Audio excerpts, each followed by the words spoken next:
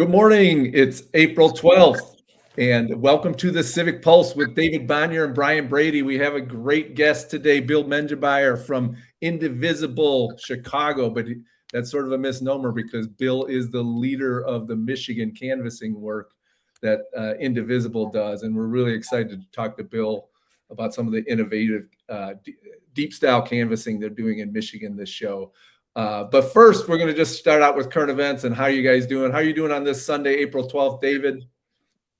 Doing great. The sun is shining. It's a beautiful day. Yeah, doing fine. You're on your Maryland coast today? Yeah, we're in our house in Maryland, and so we're looking forward to a walk this afternoon. But, we're following the news as closely as we can with the country at war and as with these elections coming up. It's an important time, especially in Hungary today. Oh, yeah. Or not only Hungary, but for Ukraine and all of Europe. So, yeah. Oh, it's for the world, right? Right. Bill, how are you doing this Sunday? You're in Chicago today, right? Northwest side? Yep, that's right. Doing well. As I said, a little cough and a cold, so I'll try not to hack on you guys too much. But I, too, am watching that the results out of Hungary as we're speaking now. There's still 3 hours left of voting before the polls close, but we're keeping a close eye on it. And we got a 75-degree and sunny day here, and not too sunny, but 75-degree day in Chicago that I'm looking forward to getting out to. Let's start with the failed this war that this war of choice and failure that we've gone into. David, you've spent some time trying to bring peace to Central America in the 80s and early 90s, and you've been part of negotiating teams. It looks like J.D. Vance walked out with 0 yesterday, and now there's a blockade being threatened by Trump. Yeah. What's your take on is it a comedy of errors, or do you think they're going to get something done? Well, they don't know what they're doing. It's not as difficult as it may seem to analyze them. They have really no pros that are engaged in the immediate negotiations, and that's what it requires. People who they spend their lives studying to be diplomats and studying how to approach other diplomats and creating peace. And these guys, they got this business guy who he travels around the world. He meets with Putin and Witkoff. And the Witkoff. And then you've got also Kushner, the son-in-law for Trump. And, he's just into packing the money into his pockets. And, they're really a disgrace in terms of diplomacy there because they don't have the right skills. And heavens knows that Trump hasn't those skills. I mean, he has no patience. He has no focus. He has no sense of history. He's just terrible. And, when I've worked with Republican presidents before, and they had those assets that you need, the focus, the respect for the State Department and others who spend their lives trying to make things better and have relationships, but not this crowd. They're just, and then he makes the outrageous statements of annihilating 90 million people, historic Persian ancestry. It's just absolutely disgusting. And he should be in real trouble, and not only in the United States, but I would think this would reach those statements and threats in his position, that would reach the level in which it's a war crime for what he's just suggested. He can join Putin and Netanyahu, two other war criminals. They're all in line together. But it's very clear if people want to wake up, open their eyes, and see what's going on here, and that the fact that they didn't reach any conclusion doesn't surprise me. They haven't reached any conclusion on Russia, and Ukraine. They haven't reached any conclusion on this, and they probably won't because they, frankly, don't know what they're doing. Bill, what's your take on this this insane war, and what are you seeing from? It seems like even Republicans, a lot of them are rebelling. The Tucker Carlsons and Candace Owens and Marjorie Taylor Greene and the like are even rebelling against this. Are you hearing this at the doors or in your Michigan contacts from folks? It's going to be interesting. We haven't. The last time we were in Michigan, we did a couple of early canvasses in November and one February 1st, and then we were concentrating our efforts in the last several weeks in Wisconsin for the Wisconsin Supreme Court race. But we were in Kenosha, which is not sort of a fall over Democratic stronghold. It's a tough turf. But it was just after the bombings had started, and the reaction, we were doing, sort of a deep canvassing intro to our conversations at the door, just saying, how do you feel things are going? And they'd say, well, where? And, your community and the country and the state. And the response universally was, it's just crazy. It is just crazy. And I'm going to be interested. We'll be up in Michigan in a couple of weeks to see what the reaction is of people at the doors. And, what we're hearing anecdotally and from the pundits is that that statement, that Dave mentioned, the annihilating a civilization, wiping out a civilization, the reaction that we're getting is just seeing is a lot of recoiling and saying, this is not the type of country that we want to be. So it'll be interesting to hear what people, how that's resonating with people at the door. Let's get our plug in early on this. I'm going to I'm going to April 26th, Sunday, right, is the next canvas in Benton Harbor, Michigan. I've done this a few times with Bill, and I'm committing to going with you, Bill, and I'll drive anybody from Chicago up that day. Maybe David will do a show from. That'd be great. I've been back to Benton Harbor since I ran for governor, and I carried Benton Harbor actually that year. And would love to go back. I wish I could. Dave, if you come into the airport, we'll come pick you up at the airport and whisk you up there. It's just a 90-minute drive from downtown Chicago to our canvassing territory in Southwest Michigan. I want to do some of that. Yeah. If you don't, we'll do our show a little late that day and tell you what happened. Yeah, that would be super. Yeah. Well, speaking of, before we dive deep into Michigan politics, David and I talk a lot about Ukraine and the future of that war. Ukraine are defending liberal democracy around the world in many ways. And this election in Hungary today, I feel, has a potential to start to tip the momentum away from authoritarian rule and maybe start a new momentum the other way.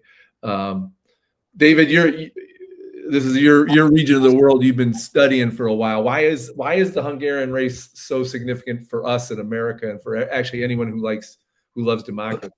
Well, if you love democracy, you want to be on Ukraine's side in this epic battle with Russia. They've been battling the Russians, by the way, for about 400 or 500 years, and they've always been under their thumb, the bottom of the social economic ladder, all of that. And they finally, with new great leadership that started with the Orange Revolution in 2004 and then continued with the Revolution of Dignity in 2013 and 14, has made a huge difference. There's great young people, not so young as they were, but experienced young people in Ukraine. And they're not going to put up with this anymore. And they've stood their ground. They didn't leave.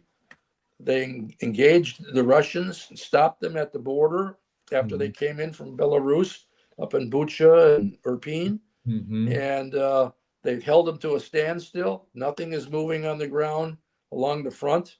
They're doing that because they are superior in drone technology.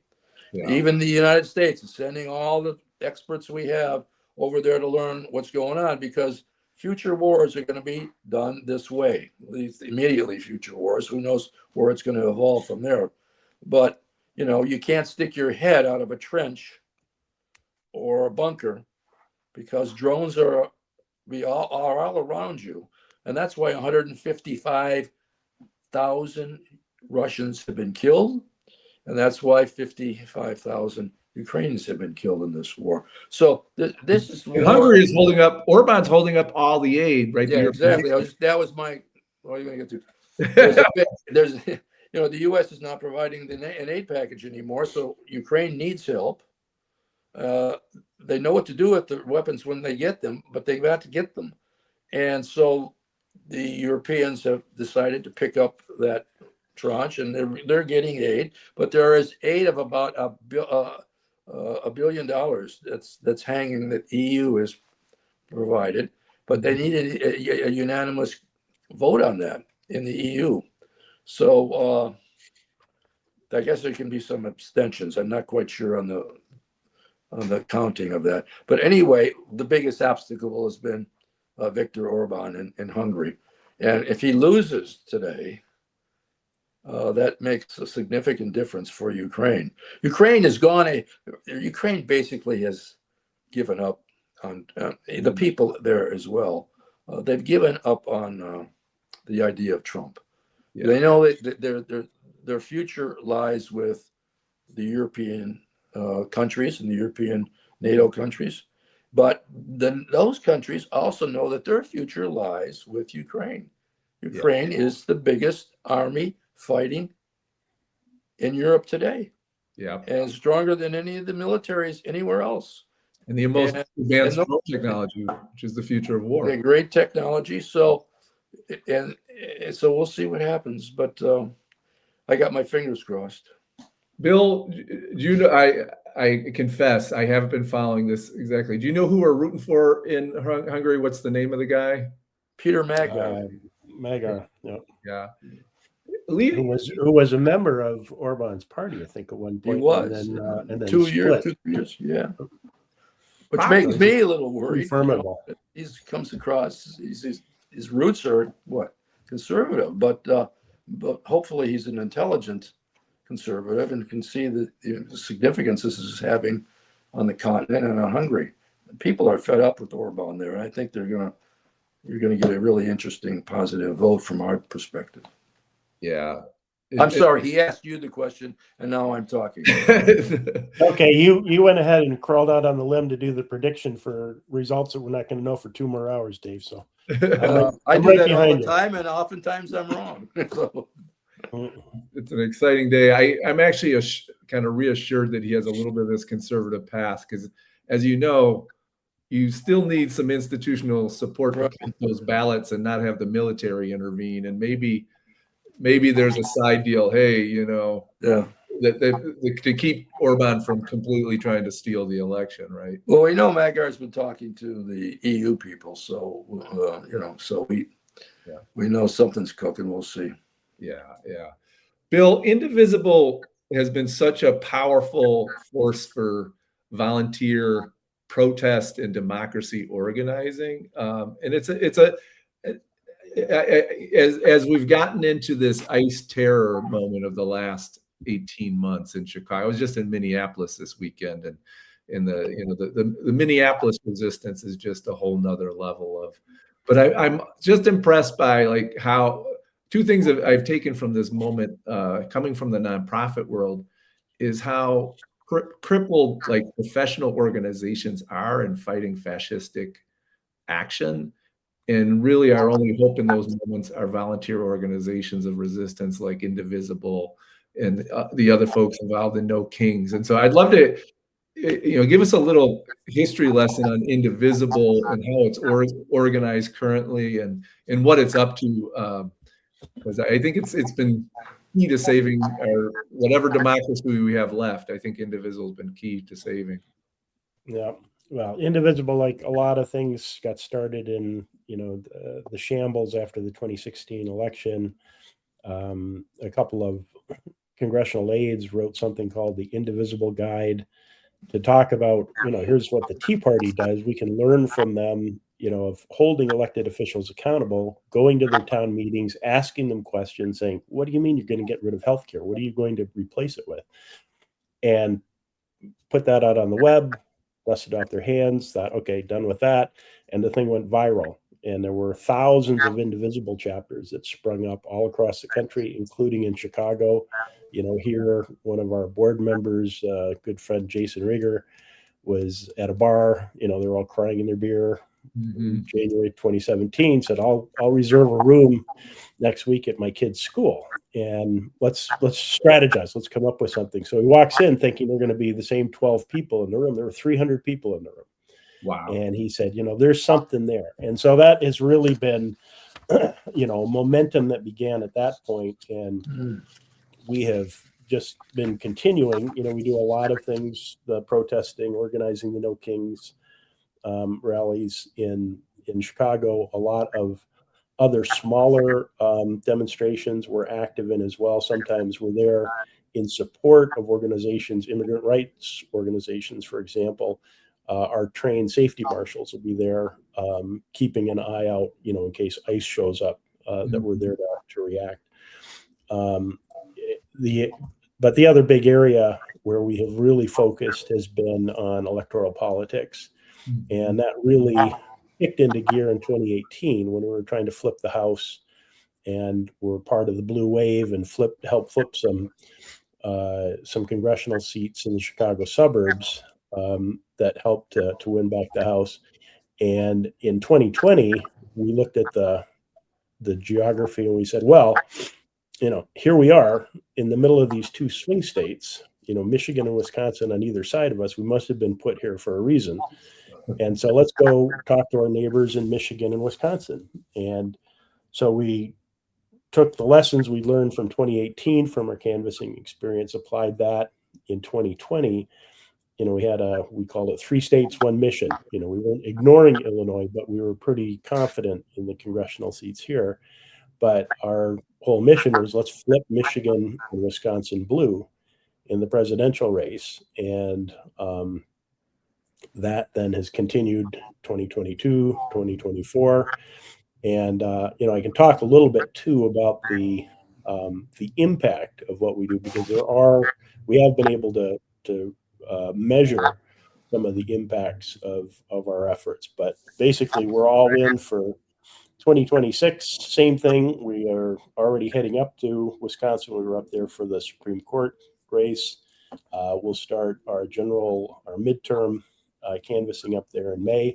And in Michigan, we've been kind of chomping at the bit, holding our fire, because we said, let's concentrate on Wisconsin first. But I've got people calling me every day saying, when are we going to go? When are we going to go?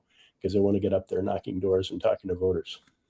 Bill, I don't know if you want to come all the way to the east side of Michigan, my district, which I used to win in tight races. Occasionally, I'd have a good year, but most of my victories were in the 50 to 53, 4, 5, 6, 7% range. And so we're gonna, it's one of the key swing districts. It's the 10th. Mm-hmm.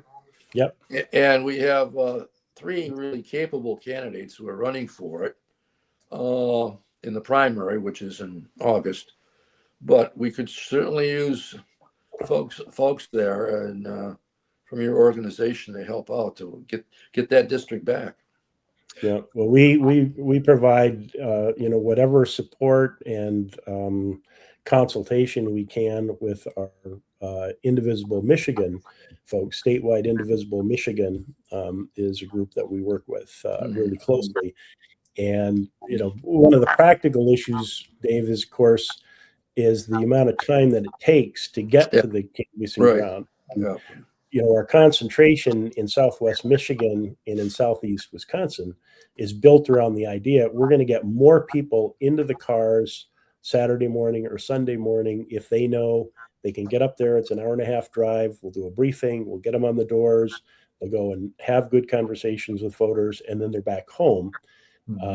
Later in the cycle, we'll start moving to overnight canvasses where we'll start on Friday afternoon. And then our canvassers will stay over with local hosts. We'll do a dinner together. Saturday morning, we're back out on the doors, another pizzas or whatever Saturday night. Yeah. Sunday morning, we're back knocking the doors again. So we'll really concentrate that more as we get into the get out the vote phase in October. Yeah. So I'm going to challenge you. I'm going to just be devil's advocate a little bit here, because I live on this phone too much, right? And social media. And I did a lot of door knocking in Wisconsin, or a lot, not a lot compared to you, Bill, but I did some door knocking in Wisconsin and Michigan in 24, and it made me more cynical about the power of door knocking, because I think people are being captured by their phones, that the people are influencing them on their phones. And I think we were very weak last election in getting on YouTube and our personalities. So convince me, both David, I know you had one of the great field efforts in Michigan congressional history, and Bill, and I come out of the Ab Mikva field history, which was a great field army. But I become cynical about canvassing. Convince me it can still work. Bill, I'll start with you, and then David. Yeah, it's there's a lot of relooking that is actually going on about voter contact, and I'll talk in a minute about a new approach that we are helping to pilot in Southwest Michigan. But the feeling has been, everybody sort of grabs on to the latest new thing, and with Obama, it was texting, and this is the cat's pajamas here. We're going to go ahead and we're going to talk to voters, and they're going to talk back to us. But now we're all completely saturated with text messages. And so that seems to, have run aground somewhat. And, we never went away from canvassing, because we believe the academics when they say, for every 7 people you talk to at the door, you get another vote. And that's not necessarily somebody that you change their mind. It's somebody you make it more likely that they're going to vote. You talk to somebody, what's your plan to canvass? Are you going to go over this week and go vote early? Are you going to vote on election day? If you vote on election day, will you be going over with other members of your family?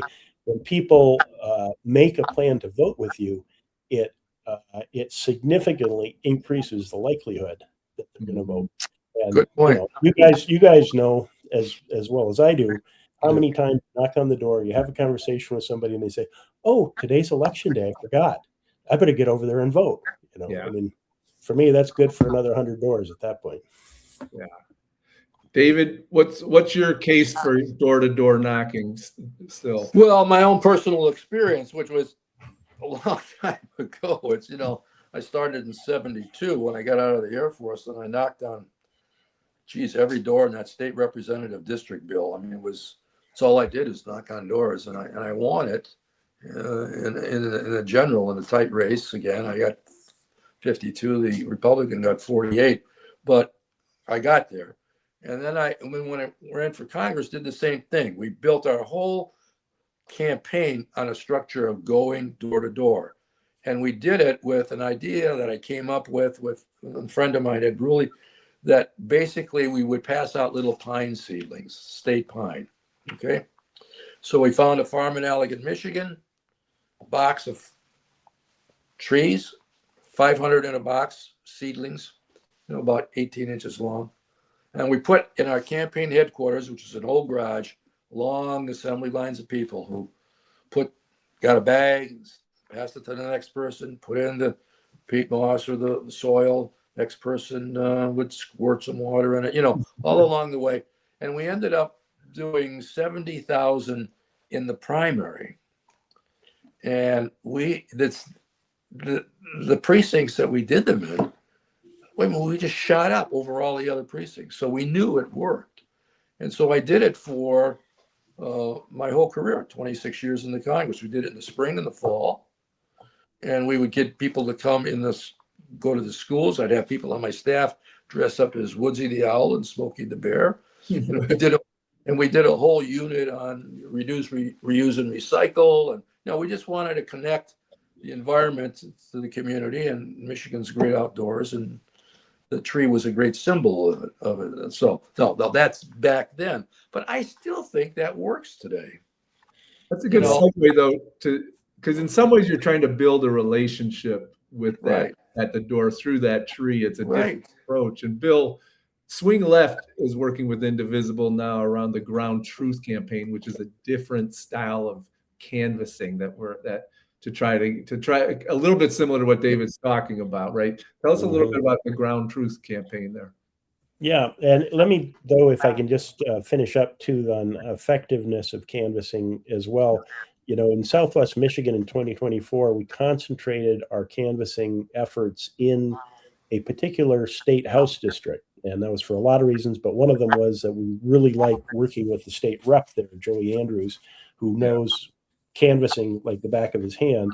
And so we knew that our canvassers were going to be able to have good, effective experiences. So we concentrated our efforts in the 38th district. As a result of that, we are actually able to do comparisons between the election results in that district versus other districts around the state. In the 38th district, we won every seat. We won the presidency, the U.S. Senate, the U.S. Congress, the state house, the Supreme Court races. We really hit the Supreme Court races, Kyra and Kim for the win, if you guys remember.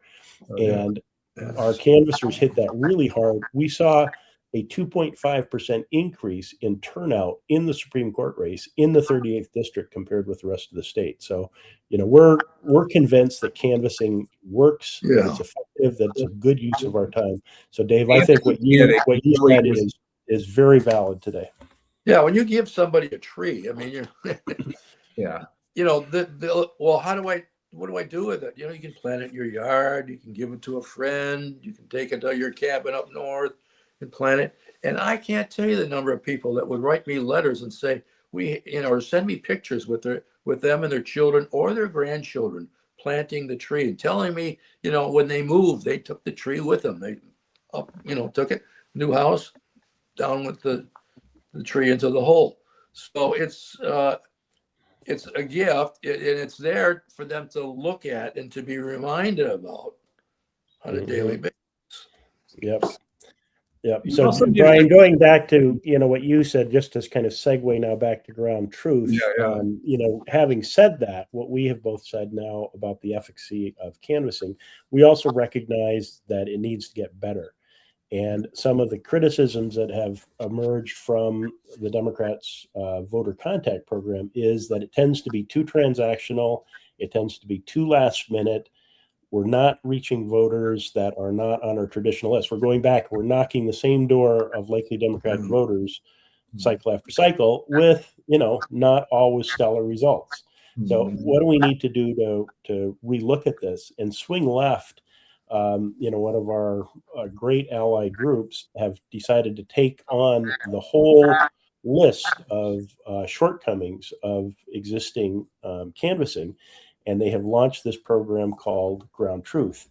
Ground Truth has got a couple of features in it. You guys should have like Jana, the swing left person, for a whole show on this. I mean, it's pretty amazing what they're doing. But the short answer to it is, one of the things we do is we knock every door, and it's not just every registered voter door. We knock every single door because we are leaving 25% of the electorate on the side of the field who we're never talking to. And some of those people may be, diehard Trump Republicans, and it's going to be a short conversation anyway. Not necessarily. Sometimes we're having conversations with people who are persuadable. We may not agree with them on everything. They say, wiping out an entire civilization, no, that's not what I signed up for. And you can have a conversation, and the conversations are meant to be lengthy conversations and to be open-ended and to be mainly listening conversations. So we tested this for swing left in Iowa 1 back in September, went out, knocked on the door, and instead of us blabbing at the voter, we just say, how do you feel things are going? And it is incredible, the conversations that are unlocked by that question and by us listening, and the whole dynamic of the conversation changes and gives us an opportunity to have built some sort of empathy and relationship and dialogue with the voter, as opposed to going up to the door and saying, Trump or Harris, who are you going to vote for? Conversation's over in 2 seconds. So we are very keen on this.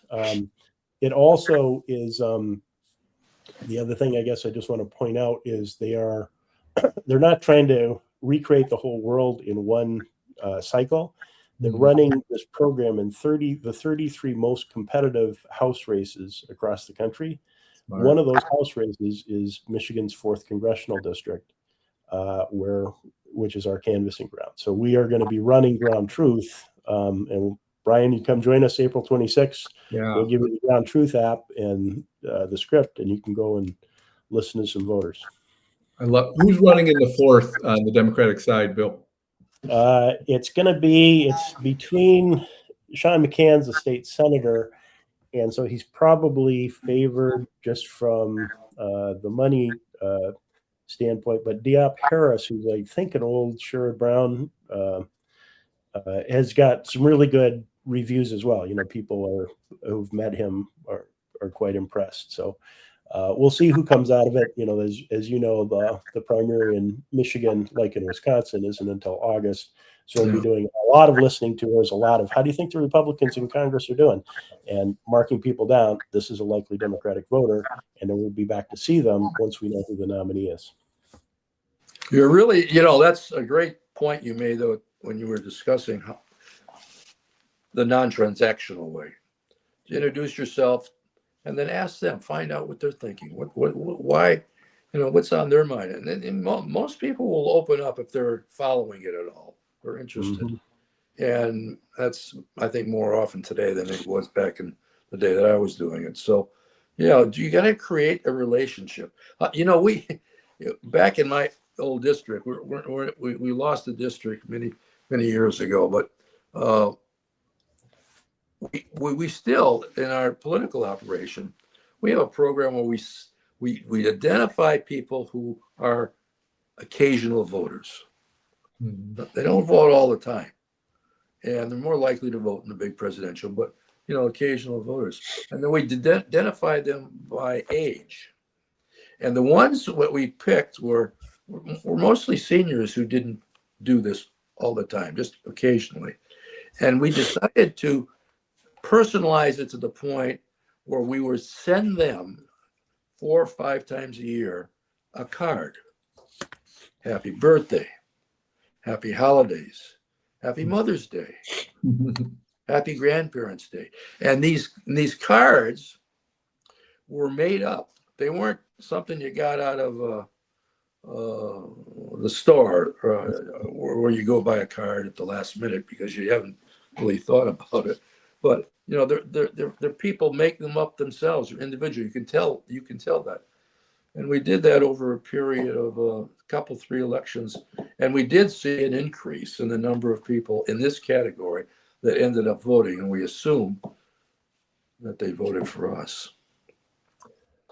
I love this. I'm really interested in the under 40 male vote swing, how it swung by 20 to 30 points across demographics, and I think in many ways that the Trump machine targeted those folks via how they consume their media, right? With influencers in the social media YouTube sphere, right? And if you actually follow the Rogans and the other folks, what they do is they do kind of what they hang out with you, right? These young men feel more seen and accepted in the social media space than they do in many other spaces, and so it's interesting.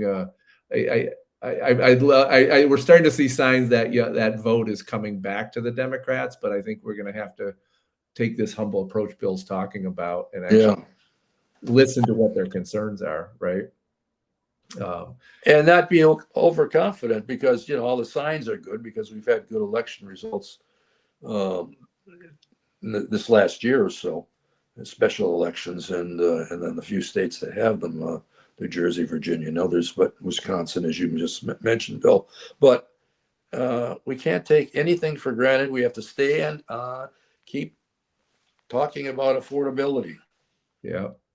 And what's happening at that kitchen table, because that's where everything meets the road.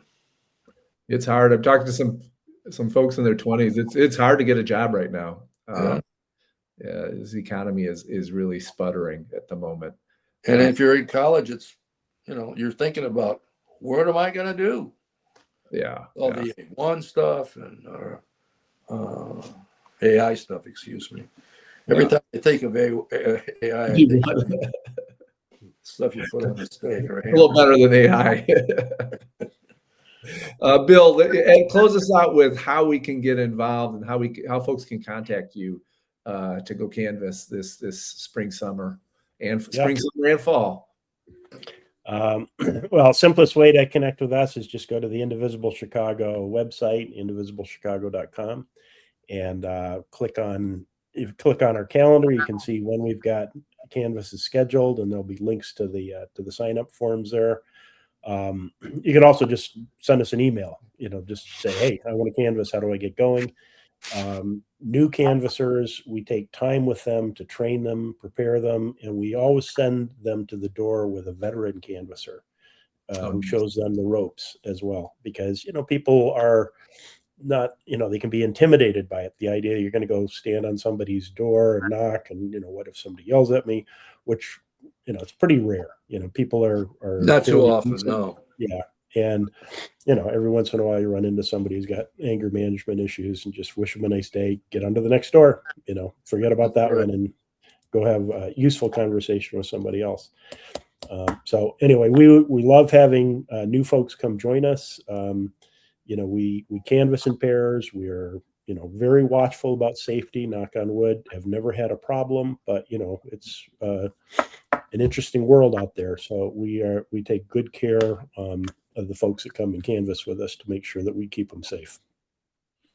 It's kind of fun too once you get out there with a pack of people. Yeah, it is. So you build community. Because a lot of people built their community around the Bonior campaign, and I grew up in the MICFA campaign community, so it's a great way to build your tribe. It is. Yeah, and the conversations that you have at the door with people, it reinforces the fact. I mean, we do not have that much dividing us. We have more in common with each other. I have great conversations with Republicans at the door, and they're not heated. They're not argumentative. We talk about the stuff that we agree on, that we disagree on. And more often than not, we're going to be knocking on the door of somebody who's typically an independent or a Democratic voter, so they tend to be pretty friendly conversations. Maybe anxious, like, I can't believe what's happening. We've got to do something. Say, okay, great, come join us. Come knock some doors with us. Exactly. Well, Best Bill, we hope antidote to anxiety is action. We hope you'll come back and join us every couple months and give us sort of the lowdown of what people are saying at the doors. And then I'm looking forward to doing my part at least a few times this spring and summer in Michigan. So thanks for your work, and thanks for joining us on the Civic Pulse. We'll see you in a couple weeks. Thank you. Thank you, guys. Bill. Thank you. All right. Take care.